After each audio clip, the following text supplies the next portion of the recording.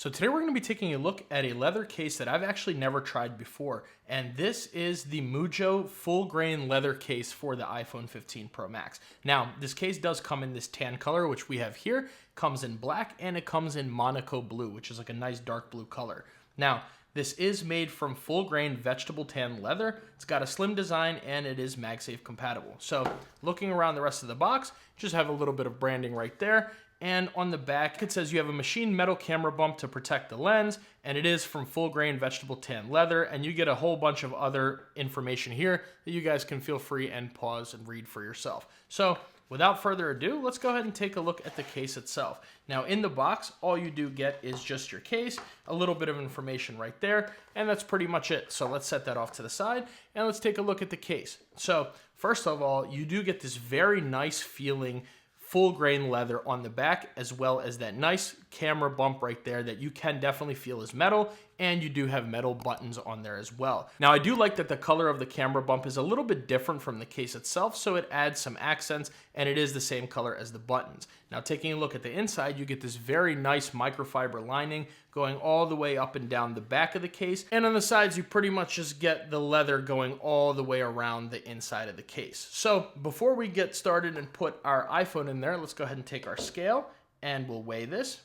Now we are looking at 38 grams, so it's a little bit lighter than some of the other leather cases, but it's right there around in the same area. So very good feel on this case, good weight. I do really like that. So let's go ahead and take our black titanium 15 Pro Max and we'll slap it into the case, and let's listen out for that click.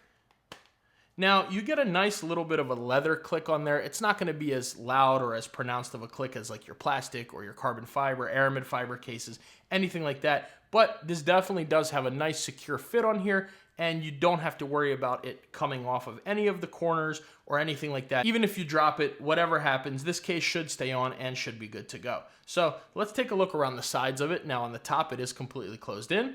On the left-hand side, we do have our action button, our volume up and down, and the rest of the side is closed in. Now let's listen to those buttons real quick.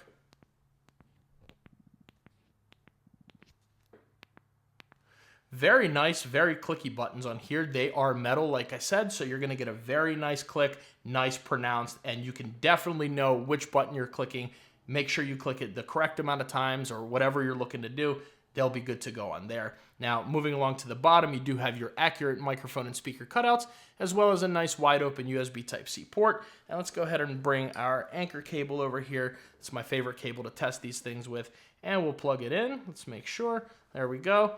We are charging right there, and you do have a nice wide open USB Type-C port right there, so pretty much all of your cables that you use will fit in there with no issues whatsoever. So that's very nice to see. And on the right hand side, it is completely closed in, and you get that power button right there. Now, how does this case feel in the hand? And it's very nice to hold. I've been using this case for a few days now. It's very comfortable, not slippery whatsoever. Even for a leather case, it's got a nice feeling on there.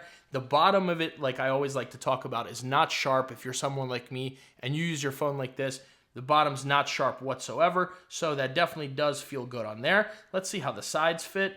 And of course, good fit on the sides, around the buttons, the bottom, the top, very good fit going all the way around the phone case. Now let's take a look at those corners and how they fit on here.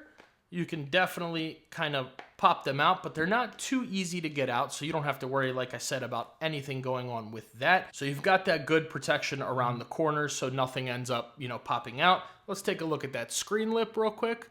You do have a little bit of a screen lip there, so you can set it on kind of flat surfaces down on its screen, but I am using a tempered glass screen protector, and you still do get a little bit of that lip there. So like I said, definitely set it down on its face if you need to, but only on a smooth surface. I wouldn't go setting it down on any, more jagged or anything like that.